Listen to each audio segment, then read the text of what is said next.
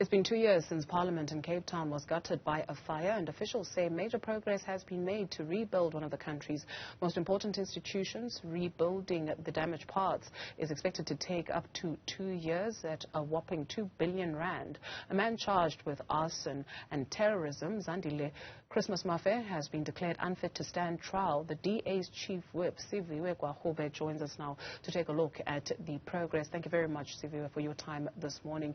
Maybe let's start with the cause of the fire, because there was an investigation. It pointed to a number of people that needed to be held accountable.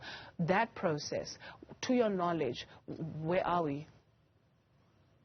Good morning, Druzile, and good morning to your viewers. I think it's an important point, and it's an important place to start at, actually, because I think many South Africans are asking themselves, how does a building as secure as Parliament essentially get burnt down by one man, as we have seen through the court case. And the investigation, the preliminary investigation, which we have seen, because Parliament is yet to complete the investigation, its own internal investigation into the causes of the fire. But what we know is the following, and it is quite disturbing. That number one, there were issues with the building and its fitness to be able to evade things like a fire. Things like fire doors were not working. Things like certain cameras were not working.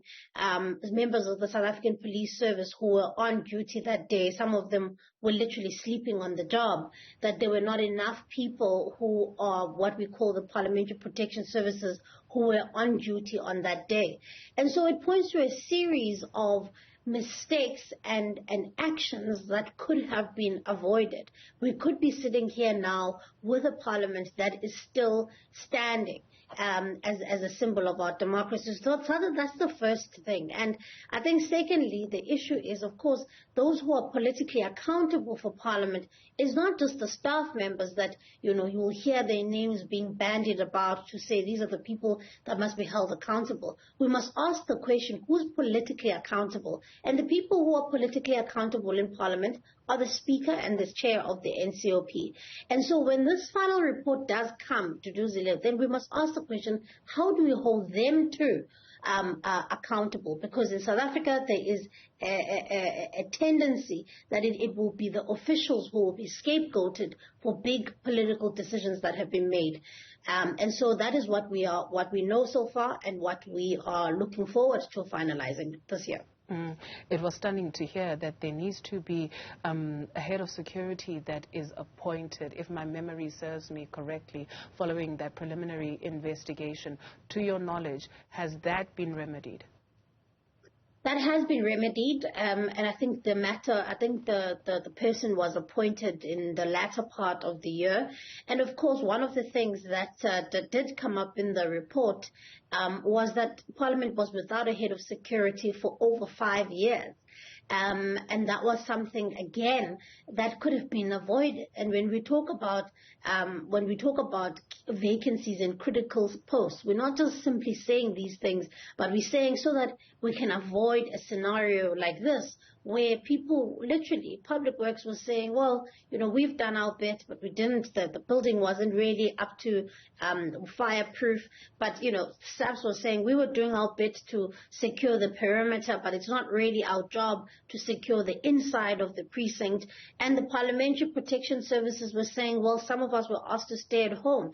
I mean, some of these things are things that are really bargain basement. And you would think that a symbol of our democracy, and as important an institution as it is, that Parliament is, that we would have never allowed for something to happen like this. News 24 a couple of weeks ago released disturbing images that show you exactly that the perpetrator was seen entering the precinct and essentially was there for almost the whole night, walking around the precinct, essentially starting a fire. And it blows my mind that somebody could have been in that precinct for that long and essentially doing what they were doing without being picked up on any CCTV cameras and it speaks to the weaknesses of the system. And so that is why one of the key priorities for us as the Democratic Alliance is, one, of course, people must be held accountable, and that report must be made public.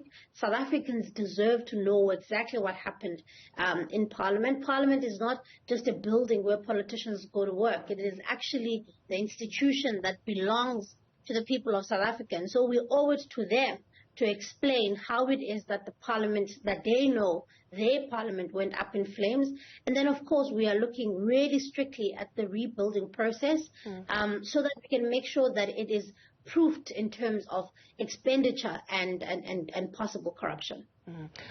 To your point of that story that you relay of the person who set Parliament on fire being there essentially for so long without being picked up, on Parliament's website on this fire, it speaks of heightened vulnerability of Premier Fence. This is just but one paragraph, and do bear with me, it's quite long. So it reads, a significant revelation was the heightened vulnerability posed by the Parliament's perimeter fence, a concern flagged as far back as 2004 by the South African Police Services.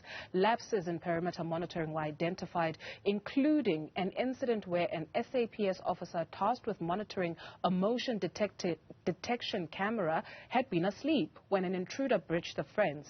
The investigation raised questions regarding SAPS patrols during that period and identified additional complications such as malfunctioning CCTV video wall and a problematic emergency exit door. And so if you've got problems that have been flagged since 2004, and this is but one, when you say you're going to be keeping an eye on the rebuilding efforts, what does that mean? Look, I mean, it's such a devastating indictment. Just to firstly, a reflection on what you read. I mean, it's a devastating indictment, and anyone who's listening to that can just simply say, how was this allowed to happen? How was this something so basic? So, maintaining a building, making sure that it's fire compliant, making sure that CCTV cameras are working, making sure that the people who are on duty are actually doing their jobs. All of these things are simple things that could have prevented the devastation that we're seeing. And of course, it's coming at a great public cost, Duduzile, because as you said, it is estimated that it will be rebuilding Parliament will cost the South African taxpayer 2 billion rand, but that's what we know so far. And as you know, these things do have a tendency to escalate as the building processes unfold. So what we mean by keeping a close eye on this is that, well, the reality to it is that we and I think I speak on South Africans here, don't have much of confidence when it comes to public money being spent where it needs to go. And so it's very, very important that we keep an eye on the timelines that have been set by Parliament and DBSA as the implementing agency for rebuilding of Parliament, the timelines that they've set, but also the cost that they've set, and to see whether or not the costs are aligning with the timelines and that there are actually no overruns that are causing for public money to be wasted. It's very important because we don't want to be sitting here having this conversation 5 years from now. Parliament is yet to be completed and the 2 billion rand has turned into 20 billion rand. And these things are not, these are not exaggerated examples. These are things we've seen in South Africa. So that's what I mean by saying we're keeping a close eye on the rebuilding efforts. Sure. The report also speaks of recruitment and appointment processes because Union Nahawu blew the whistle on this, and the report found a total of 35 appointments were analyzed, and while 22 of them showed no irregularities, 11 appointments revealed significant concerns, and these concerns highlighted a lack of proper record keeping for essential documents and a recurring pattern of non-compliance with minimum job requirements among candidates. The investigation identified several instances where minimum job requirements were not met. In total, 6 officials were implicated in various cases with specific details, and you can get that for our viewers as well on the Parliament's website in terms of this investigation. But ma'am, how does this also happen under your watch where there is irregular appointments in Parliament? What is the work of the opposition? Help us understand that, because we cannot be sitting retrospectively speaking about what needs to have been done or has not been done. What is your work when you are sitting in Parliament and this happens under your watch?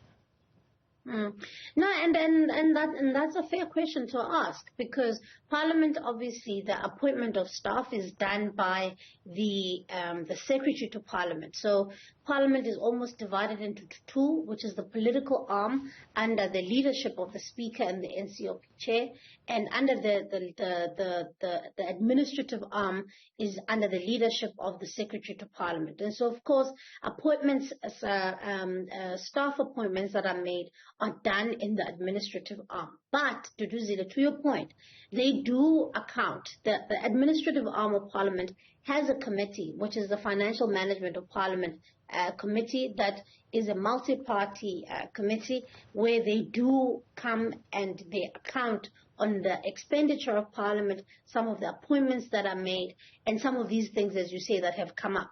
And so what it points to, it does point to vigilance that we must have and greater scrutiny, to not simply say, well, this is the work of the team of the Secretary to Parliament. They clearly know what they are doing. We are having political.